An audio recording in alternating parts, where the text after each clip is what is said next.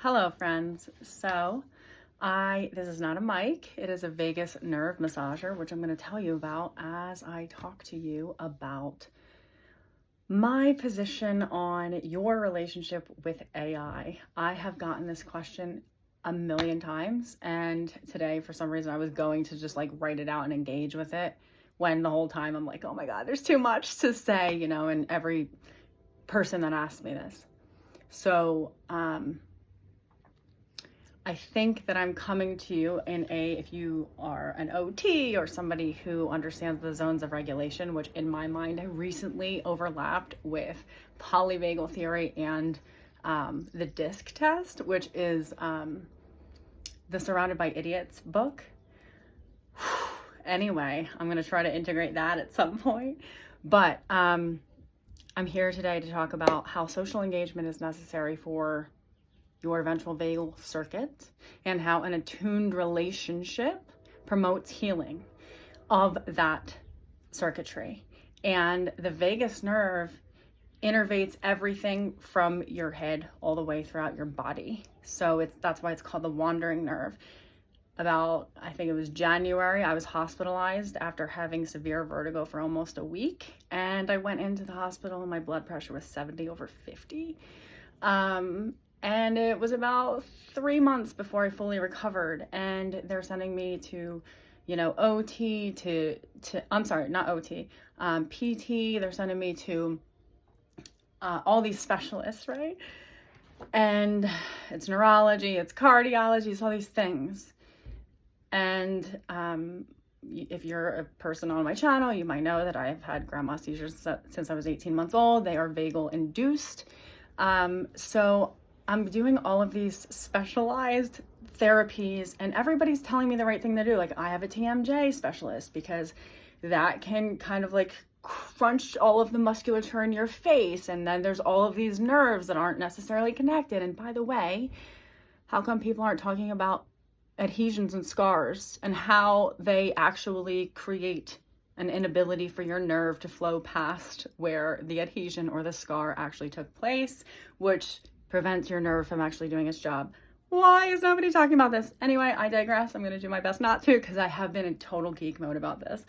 But point is, to be a functional human being, which my demographic aspires to be, we have to surrender to being among the human species and relating to the human species in a safe way.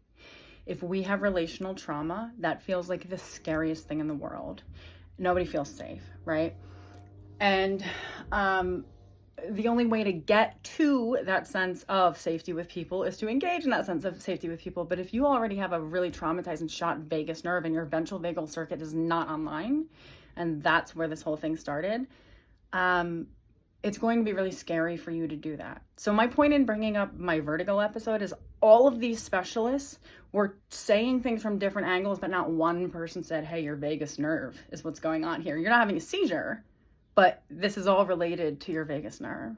So at that same time, I was like, I got to this point 3 months in, and I was like, dude, I cannot live like this. I'm not a person who can do that. Not knowing where I am in space, like absolutely, that's already half my mental struggle. Embodiment, right? So that's why I teach embodiment. That vertigo episode was wildly transformative actually for me because I got to a place where one day I was like, dude, okay, I'm cold plunging today and this is ending. Like, it has to. And on that very same day, I got an email from Zenowell who was like, hey, by the way, would you like to do a brand situation and, we'll send you a vagus nerve massager. And I was like, oh my God, God is talking to me, right? So it's the first time I've ever been like, absolute yes, like this feels spot on for my personal journey and maybe the people that I would be journeying with, but definitely for mine. So it worked so well for me that the first week, I really wanted my daughter to be able to use it. So I'm emailing them like, hey, can I give this to my kid? They said no, which is my only downfall. But if you don't have kids and you are somebody who wants to stimulate the vagus nerve so that you can be in a ventral vagus circuitry so that you can socially engage, you might want to check out what I'm rocking out here, which is called Zenowell. Has 3 different modes. It's sleep, meditate, and relax. I am very, very, very sensitive. I can hear electricity. So I couldn't even get past mode 1 on day 1, by the way. My son went all the way up to 30 and said he just felt merely stimulated. I felt electrocuted at 1. So if you are sensitive, be cautious. But the thing I loved about starting here is that it is an indirect current. And when my vagus nerve gets overstimulated, it totally shuts down, and then I go into cardiac arrest. So I wanted that indirect thing before I ever, because I was on, they were like trying to put a loop monitor in, they're trying to put a pacemaker in, they're trying to do all these things. And I didn't want direct stimulation or any of those kinds of things in my body. So this felt like a nice bridge. And like God was saying, hey, here, let's like slowly get you on this track. I gratefully have not had vertigo for a long time. So how does all of this relate? So it is, in the question of AI, I never really want to take a position that can make me seem defensive given my position in the field, right? So this is not a defense. I love using chat, right? But the reality of chat is so many things that I hope to convey to you today. Because if you are a codependent, if you are what would be called an echoist, if you are somebody who is highly empathic, using chat or any AI like that to reflect to you your own position in space, which is ironically a, kind of weird with the vertigo. It's wonderful. It can reflect to you your own, where you are, your own resonance, strangely. And it's beautiful for that because it's very validating, right? And there's no risk to it. It will say, this is what I see, and you don't owe it anything. You're not going to be punished. It can't abandon you. It can't judge you. There's absolutely no risk to it. So of course it feels very safe. And if you are a codependent, that safety, the emptiness of the emotionality in that safety is going to feel very safe. And that's half the problem. And so I'm not undermining, chat or anything like that for normal experiences, but I think people are using it as, oh, this is my friend. When really it is necessary for a relationship. If you have relational trauma, you cannot heal in the spiritual realm, period. And there is no essence to AI. It presents the image of presence without the essence. And codependents are very, very used to that. And that is a problem because that is exactly what makes them feel safe using AI, right? So also a reflection is not, in a way it's trying to control the reflection. And that's beautiful, but it doesn't have a pulse.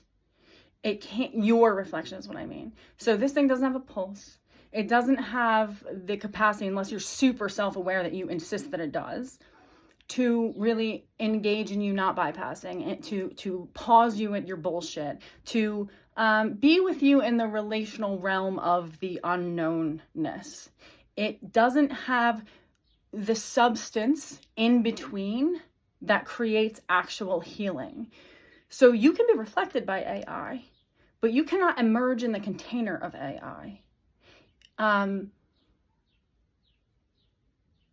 That requires attunement. That requires somebody being in the presence of your essence to be able to metabolize what is being experienced by you in a way that it can be reflected as in a true transformational metabolized way, so that it can be received back by you in a way that's not so painful, which nobody wants to take anything from another person when they've been traumatized by other people. That feels wildly scary. Whether it's good, you're like, oh my God, this is going to be bad eventually. What's the catch here? Or whether it's bad, you don't want to do that, right? So having another person relate to you in those ways feels very scary. You're out of control. Well, that's what a relationship is in reality. So the fact that there is no attunement, there is reflection, there's no attunement, there's no true container. It can move you forward, sure, but it might move you forward in the exact same ways that you truly need to heal from. So when I have people that use chat for every single thing, I mean, if you want to look stuff up and compare things, it's great, right? But when they go to chat for every single thing, I recommend that, hey, you should probably stop doing that for a hot minute. Because again, it bypasses the thing that they're most don't want. They've been taught relationships are costly, they're disappointing, and they're dangerous. What's the point of them? Let me go to chat, right? So easy to do that. But that reinforces the biggest problem that you have. Right? It's easy to be like, oh, let me go to chat instead of contact a person who's going to actually reflect something to me. Chat does not have consciousness. Chat cannot encapsulate your consciousness and reflect it back to you in a way that you can feel something that actually felt you, rather than just like water reflects you, right? You're not even a drop in that water. But when somebody can encapsulate you and go, okay, this is it. This is what I feel. I'm reflecting this back to you and tell me, are we attuned here? That is a relationship. A relationship is required for relational healing. And in the attunement and the metabolization of experience together, that is where transformation happens. So it might at first feel like AI is great because, she's your best friend. And she also like can be, I've heard a lot, actually, let me say this, of people will go, Stace, oh my God, I went on ChatGPT because I didn't want to email you and it said exactly what you'd say. Well, chat's programmed to mirror. Chat's programmed to be curious. Chat's programmed to do what is my nature and not my, I don't want to call it not just my education. It's my nature to do what chat does. The difference is there's somebody behind that's not for everybody, but protective of yourself, which a lot of us have never had one person go, listen, I'm going to stand up with you. I'm going to stand up for you and I'm going to hold space for you here. We're going to, the things that aren't you, we're going to dissect them, say, that's not you, that's not what's going on here. This is, we're going to separate that out. A lot of us have never had a person to protect. We've always been protecting the people. And that's why even we want to go to AI. I don't want to burden anybody with my stuff. I don't want to be a pain in the ass. I don't want to seem like I'm not doing the work. Well, that's the fundamental problem, right? And that's what needs to be overridden, which is reinforced by our kind of idolization of chat. So the true spiritual work, the true healing that happens for people is in the container in between.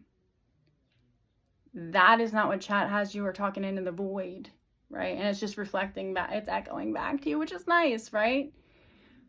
But it's not even like your own voice that echoes back necessarily. It's an interpretation of the thousands of people that sound like you. So there is an essence that is missing there. So again, I think it's fine. It's like video games with kids, dude. There's a fine line. You got to know how to use it and know what it's for. But if you're going to chat as like your friend and you think, oh my God, it's my therapist, this is my spiritual healer, oh my God, this thing's the best coach I ever had. Well, you can be reflected, your own resonance, but if you're not in a relationship that is willing to be also like kind of projected and introjected and reciprocal there in the actual relational realm, it's an echo chamber of where you probably idolize yourself, right? Or how you think that the world interprets you when they might be interpreting you another way, and that might be a problem that could be addressed by having somebody with essence say, hey, you're doing it that way, but I feel you doing it this way, and this is what the world feels, right? It's not just what you think, which AI will reflect you. It's how you think that thing and then how you present it in the world makes other people feel. If those two don't match, AI is not helping you. So there's that piece. Social engagement is the relational realm's healer, right? And if you want an intact nervous system, first and foremost, maybe you could start with something like this adorable little machine that I have. I'm going to turn it off. I can show you. Look how compact this thing is. So I was doing it on relax mode. But there's sleep mode, meditation mode, and relax mode. That's it. There's a button to start it, a button to turn it down, a button to turn it up. It's that easy. And And I was able to actually sleep. Like, I'm an insomniac. I run through the house in the middle of the night. I'm like writing in the middle of the night. I was actually able to sleep. And because of that, and I cannot wait to share with you even what follows. Again, this is Zenowell. I have a code that you will get 15% off if you use. You can travel with it. Somebody asked me, can I travel with it? Yes, you can. It can go on airplanes with you, and it is to reduce anxiety, to help you sleep, and to stimulate your vagus nerve indirectly so that your body, and that's what I loved about it, so that your body can actually do the work on your behalf instead of it just being like this direct, like, oh, I need this thing outside of myself to do the work. I think that this helped stimulate for me that, like, okay, my body is like getting ready to do like a lot of change and shifting in a lot of ways. So I'm prepping it with this.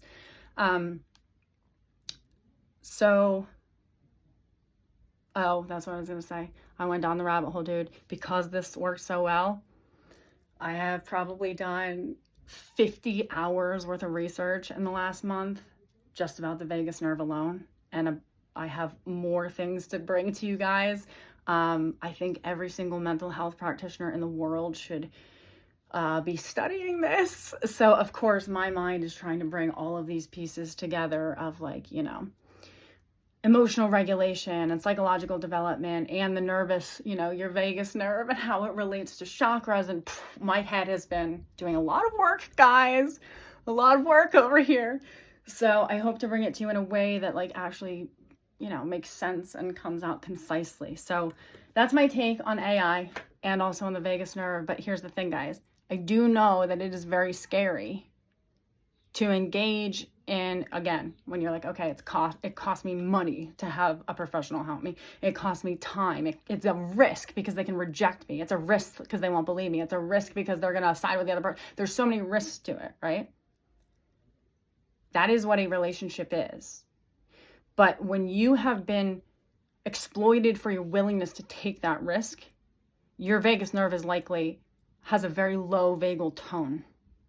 And that can cause so many things. I mean, it can cause heart complications, blah, blah, blah, blah, blah. Do your own research. I will bring you more information about this, but that isn't the point of this video. The point is that social engagement's key. If you can't right now feel safe enough to be socially engaged, try doing some sort of vagus nerve work. But the thing about vagus nerve work is when you are socially engaged with another person, not AI, actually, that'd be interesting. Who knows? But I would say, like, no, because AI cannot attune and our nervous systems are the one talking, right? So when we are socially engaged, our vagus nerve is being stimulated. Our ventral vagus nerve is being stimulated. So to be in a therapeutic relationship with somebody and to take the risk of being in the mystery of the relational realm with another person who has the potential to harm us, but also has the potential to heal us, not, you know, depending on who they are.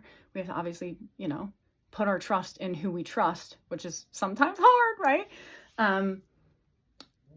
That alone actually is stimulating the vagus nerve. And the vagus nerve stimulates everything in your body that needs to communicate with everything else. So